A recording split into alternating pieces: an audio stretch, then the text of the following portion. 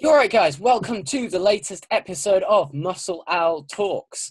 We're here with Vivek, Sulaiman, Steve Way. It's great to have us all on the show. So it's Rare Disease Day 2017. And we just thought we'd do a quick episode just talking about Rare Disease Day in general, why each of us think it's important. I don't know. Maybe we could just go around and mention what condition everybody has first off. Yeah, sure. So, I actually didn't find out until September of last year, when I was 25. I was born with muscular dystrophy, and then when I was 4 years old, I was diagnosed with congenital muscular dystrophy. And really, anyone with a medical textbook could have heard that. It was pretty obvious that I was the only one in my family that had it. And it wasn't until last year when I found out that I have Ulrich congenital muscular dystrophy. And what makes it rare is that when I met with a genetic counselor, she told me that she contacted the lab that did my test. And she said that I am one of 2 documented cases in the world with my specific genetic mutation. And I am the only documented case with that specific mutation and my specific location of my DNA. Oh. So, your story is a little more straightforward, no? I don't know. Basically, so when I was born, I wasn't diagnosed until about 18 months, again with congenital muscular dystrophy. And then it wasn't until I was 9 that they found out that I had myosin deficient congenital muscular dystrophy. And then, it was, I don't know what to say about it. As Steve said, it is what it is. And I think with congenital muscular dystrophy, in each person, even if you have the same type, it reacts very differently in each person, even if you've got the exact type. And I know that in the UK, there's about 400 people that have congenital muscular dystrophy. Out of those 400, there's only 100 people that have myosin deficient, and out of those 100 people, each person reacts differently to it. So it's quite a rare disease in itself. Yeah. And then when you break it down, it's even rarer in that sense. No, I think it's crazy that you two both have congenital muscular dystrophy, but different forms of congenital muscular dystrophy. And most people you speak to, again, when we talk about knowledge, say that, often just think muscular dystrophy is one thing, and then you go, well, no, there are 60 different types, and then you go, okay, so what type? Congenital, and then it actually. And then you get the same with limb-girdle, and same with and many, just like you said, Steve. You your most of your life without a diagnosis, without knowing what is exactly type that you have, and it's we're still learning. I don't know, Vivek as well. Like your story of diagnosis for Duchenne was something quite similar. I think. The thing is, when I was about 3 or 4. I was diagnosed. I had a inflammation in my muscles, they said. And then polymyositis would get better. I could walk again and stuff. But then at age 9, that's when I found out that I got Duchenne muscular dystrophy. So all that time, it was difficult to kind of live because you don't know what's wrong with you. But when you get told that, you've got a rare disease, it kind of you think, there's a lot you have to learn quickly and things like that. So I think if you kind of diagnosed and told at the right time, it's so much better, just so you get used to the rare disease. Yeah, no, I can imagine. Can I just ask, did diagnosis help you? How does diagnosis help you? I don't know, Steve, you've only just had real diagnosis. Did you think has that given you something extra? Yeah, it gave me a lot more than I think people realize. It was definitely, I guess to get, personal with it. I mean, you're one of the last missing pieces to like figuring out my identity and who I am, because I always felt like something was missing. Just because muscular dystrophy is so broad, and I always knew it was something specific. And it took years of different tests to try to find out. So, I cried when I read it. It was, it was so rewarding. Yeah. To finally find out after all this time.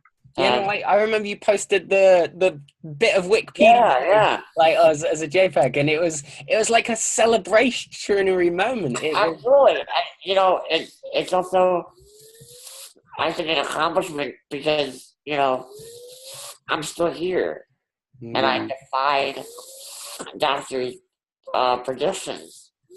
So to make it this far and then find out just makes it that much more important. Yeah, no, definitely. And what do you see as the... Sorry, Vivek. In a strange way, it's like you've got a trophy kind of at the end because you kind of know exactly what you have and you can kind of enjoy it in a strange way. I guess it's a part of your identification, isn't it? Like, it's part of who you are. It is in your genes. Like, yeah. I completely agree with what Steve's saying. It's part of my identity and our identity, and particularly for myself, when I was diagnosed in 1986 or so. Basically, the doctor said that I would be dead at 5, and then when I moved to America when I was 10, they said I would be dead at 15, and now I'm 31. So, it's quite interesting how, it's just the rareness of your disease doesn't define you, but then it makes you kind of stronger and into a, And I think it's such a really beautiful contrast from a lot of the negativity that we see around kind of, maybe sometimes when a young child is diagnosed with a rare disease, that kind of ownership of a rare disease to say, yeah, this is me and this is part of me and who I have. I mean, I see it in mental health a lot, and I think there's a lot of comparison there. Steve, what do you think? Do you see a lot of importance in the day itself, Rare Disease Day? We're raising awareness for rare diseases across the board. Yeah, it's definitely important because our conditions are not well known, and when they're not, when people don't know about them, they're not. When their research is not funded as well. So, I'm probably never going to see treatment for congenital muscular dystrophy compared to what we're seeing now for Duchenne and SMA. And don't get me wrong, each treatment that comes out is equally as important because each one is necessary for the next one to come out. But, let's be real, the rarer they are, the more likely you're not going to see any time of treatment or cure. So, this day helps with that. Yeah. This day brings awareness for the forgotten diseases. Yeah. No, I think that it definitely does that. And there's another Muscle Talks episode today that I did with Michaela, and we were talking about how a lot of the drugs, in terms of research, a lot of the drugs have to rely on also benefiting other conditions, like we see with the AAV vectors, with nusinersen and CRISPR for Duchenne, that potentially benefiting cancer treatments. And there's other rare disease drugs that have hope now for Alzheimer's. I don't know, is there frustration in that? Is there any way we can move forward, work through that? For me personally, I don't really see it as frustration. Like, if there was a cure or a treatment today, I genuinely don't know if I would want it or not. Like I don't know, it's hard to explain to people that I've always been the way I am. I've always had congenital muscular dystrophy. I'm happy. I get to skip the queue at Disney World. I get free parking. What else could I want? And for me personally, I think what Steve said is absolutely right. with each new treatment, or even if it's for Duchenne, it's a way of finding more about the condition in general and neuromuscular conditions, and about, expanding the knowledge of medicine and science. But I think it's the first step, and to treatment and cures. But personally, I think even if I didn't have a cure for the rest of my life, I would be perfectly happy with that, I think. Because it took a long time for me to get like that. I think, especially as I get older, I have so much fun, like doing the stuff that I do, getting to meet the people that I do. Why would I want to ruin that amazing life that I have in that sense? Yeah. Because you grow up with it and it's part of you. So if you have a cure, it's like taking a big chunk of you away. Yeah, that's exactly. interesting. To talk about it and kind of see cures and treatments being thought about. It's nice just to have it in the atmosphere that Duchenne and muscular dystrophy and diseases are thought about and talked about. No, I can imagine. And that is such a polarizing topic that we see in the community. I don't know, Steve, how do you feel on that kind of spectrum of identification? Yeah, it's funny you ask that because I'm actually in the process of writing a book, and one of the chapters is all about identity. And it took me a while to really come up with the main ideas for it because I never truly thought about my own identity. And after I put everything on paper, I realized that my disability is really the least important part of my identity because it doesn't define me. Like I make it what I want to be. And just having this diagnosis just reinforces that. Like, yes, I have a name now, but that doesn't define me. Yeah, that's fascinating. And in fact, I think that links into what I was saying. I did a Muscle Out Live with my brother Andrew yesterday, as many people will know, has Duchenne muscular dystrophy, 24 years old. And I said to Andrew, Andrew doesn't read too much of the kind of facts and stats in the community. So sometimes I go over stuff with him. And I said to him, here's one of the stats. I said, in the EU, the European Union, so Europe, for American viewers, here's the stat. As many as 30 million people may be affected by one of over 6,000 existing rare diseases. And I said that to Andrew, and he said 30 million? He was like, it's not very rare, is it? And I kind of pushed that, well, actually, there are so many different types of rare diseases that all together, they're not rare. And I think what it does is it pushes the importance of rare diseases for them to be talked about and for them to have an open space to be talked about.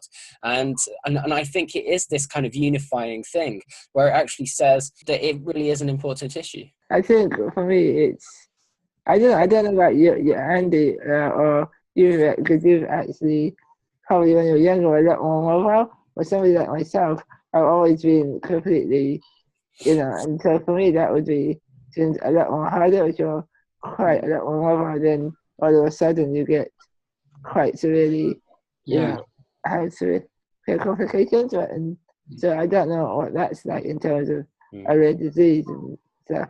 So yeah, that would be interesting. I see what you mean, but there's a lot of positives and negatives too. Yeah.